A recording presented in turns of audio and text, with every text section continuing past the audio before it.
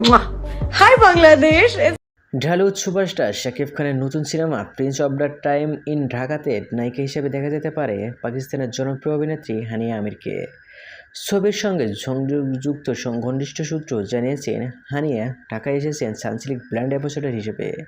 সেই সফরে সিনেমার জন্য তার সঙ্গে চূড়ান্ত আলোচনা করার কথা রয়েছে। সবকিছু ঠিক থাকলে আনুষ্ঠানিক ঘোষণা আসবে খুব শীঘ্রই। এর আগে নায়িকা হিসেবে কলকাতায় ইতিকা পাল ও তানজিন তিশার নাম শোনা গেলেও এখন আলোচনার কেন্দ্রবিন্দুতে হানিয়া আমির। জানা গেছে, প্রযোজক পরিচালক ইতিমধ্যে শাকিব খানের কাছ থেকে তার বিষয়ে সম্মতি পেয়েছেন। তবে শুধু হানিয়া নয়, এই সিনেমায় থাকবেন মোট 3জন নায়িকা। নির্মাতার ভাষ্য অনুযায়ী 2টি চরিত্র হবে প্রাধান্যপূর্ণ, আর একজন নতুন মুখকে দেখা যাবে ফ্রেশ লুকে।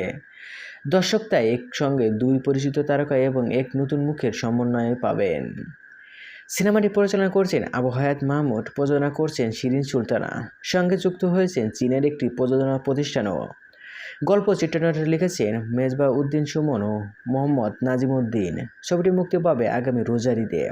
সো ভিউয়ার্স, শাকিব খানের সিনেমা যদি হালিয়া মির্জা যদি অভিনয় করেন, সো এই ভিডিওতে কেমন হবে সিনেমাটি, সো এই ভিডিওতে আপনি কমেন্ট করে জানিয়ে দিন। আর হ্যাঁ, বিনোদন জগতের সকল খবর পেতে চ্যানেলটি সাবস্ক্রাইব করুন।